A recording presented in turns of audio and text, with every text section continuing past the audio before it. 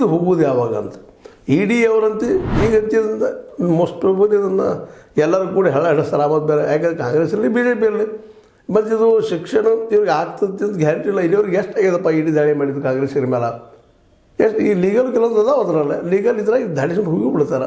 ಈಗಂತೂ ಅವ್ರ ಹೆಸರು ಮಾಡ್ಕೋಬೇಕಾಗಿತ್ತು ಮಾಡ್ಕೊಂಡಿದ್ರು. ಹೀಗಾಗಿ ವೀರೇಂದ್ರ ವೀರೇಂದ್ರ ಅವರು ಇವತ್ತು ನಮ್ಗೆ ಆ್ಯಂಟಿ ಹೀರೋ ಆಗಿ ಕಾಣ್ತಾ ಇದ್ದಾರೆ. ಆದ್ರೆ ಇವ್ರಿಗೆ ಶಿಕ್ಷೆ ಆಗ್ತದೇನೋ ಅಂತ ಅನ್ನೋದು ಒಂದು ಪ್ರಶ್ನೆ ಐತಿ. ಯಾಕೆ ಇಲ್ಲಿವರೆಗೆ ಇಡೀ ದಾಳಿಗಳಿಂದ ಸಿಕ್ಕವರು ಎಷ್ಟು ಪರ್ಸೆಂಟೇಜ್ ಇದರಲ್ಲೇ ಶಿಕ್ಷೆ ಆಗ್ಯದ ಅನ್ನೋದು ಇವತ್ತು ಪ್ರಶ್ನೆ ಅದ ರೀ. ಯಾಕಂದರೆ 132 ಕೇಸ್ಗಳಿಗೆ ಇಡೀ ದಾಳಿ ಮಾಡಿದರೆ ಅದರ ಕೇವಲ 2% ಮಾತ್ರ ಜನ ಶಿಕ್ಷೆ ಆಗ್ಯದ.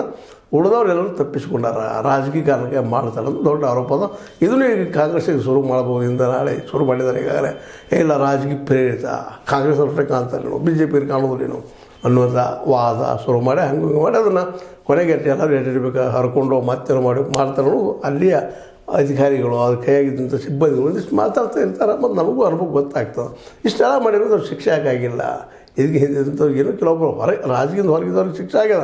ಬಟ್ ರಾಜಕೀಯದಲ್ಲಂತ ಈ ಶಾಸಕರಿಗೆ ಎಷ್ಟು ಮಟ್ಟಿಗೆ ಶಿಕ್ಷೆ ಆಗ್ಯದ ಅನ್ನೋದು ಅಷ್ಟು ಇವತ್ತಿನ ಕೆಲವು ಪ್ರಶ್ನೆ ಆಗ್ಯದ.